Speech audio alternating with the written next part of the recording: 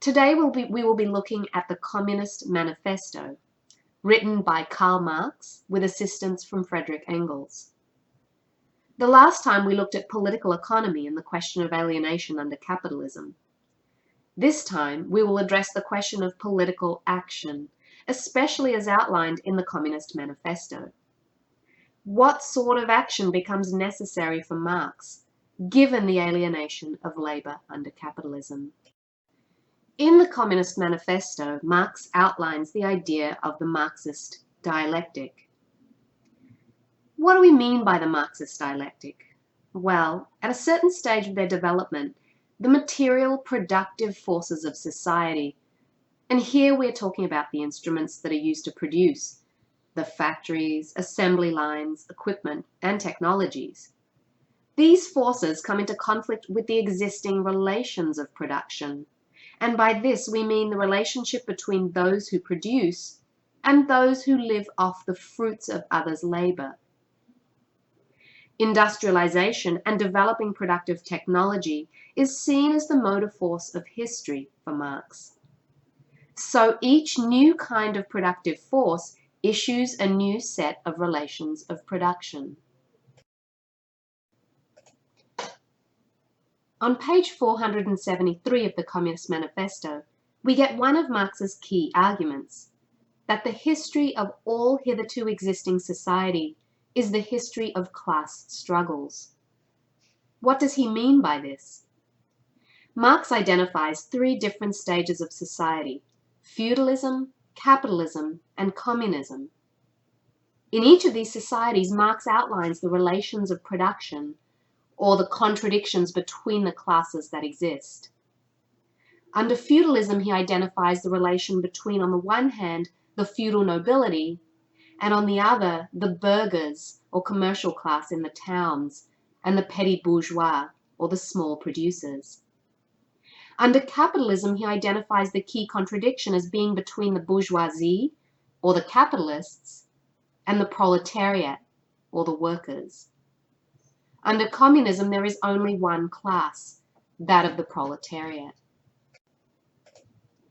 The Marxist dialectic refers to the way that each society contains within itself the seed of the next society. Marx uses the metaphor of pregnancy. On page 5, he says that the material conditions of existence for a new social order are created in the womb of the old society itself. For example, under feudalism, there were changing productive forces, such as the development of manufacturing industry.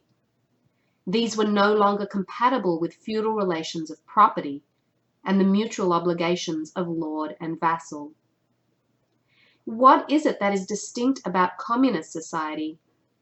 The abolition of classes. Let's think about the category of bourgeois society and what Marx means by bourgeois. What class do the following groups belong to? The wage laborer, the physician, lawyer, and priest, the peasantry, the small tradespeople, shopkeepers, and handicraftsmen. For Marx, all of these groups are wage laborers. Under capitalism, the physician, the lawyer, the priest, they all become paid wage laborers. The peasantry become agricultural laborers, and even the lower strata of the middle classes, the small tradespeople, the shopkeepers, and the handicraftsmen, are all displaced by modern industry and incorporated into the working class. So why is modern bourgeois society different to all of the societies that have come previously? For Marx, modern bourgeois society produces two main classes, the bourgeoisie and the proletariat. It has simplified class antagonisms. It centralizes property and the means of production in the hands of one class, that of the bourgeoisie, and it converts all others, from the physician to the peasant to the shopkeeper, into its paid wage laborers. Secondly, Bourgeois society is different because the bourgeoisie is a revolutionary class for Marx that must constantly revolutionize the instruments of production. While older modes of production sought to conserve themselves, the bourgeoisie seeks to constantly change.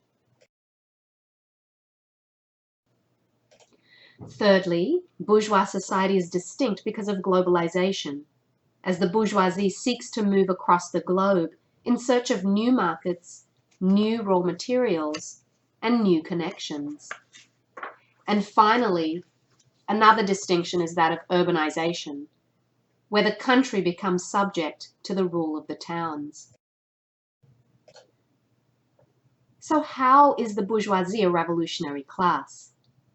According to Marx, the bourgeoisie is revolutionary because it puts an end to the feudal and patriarchal relations of the previous order, and also because the bourgeoisie revolutionizes the instruments of production. So, finally, does Marx agree with the revolutionary actions of the bourgeoisie? Is the concentration of capital a good or a bad thing? And if so, where do the communists differ? Marx believes that the actions of the bourgeoisie are both revolutionary and necessary in concentrating capital and unifying the modes of production. But where he differs from the bourgeoisie is in his belief that private property must be abolished. This is the base of a classless society for Marx.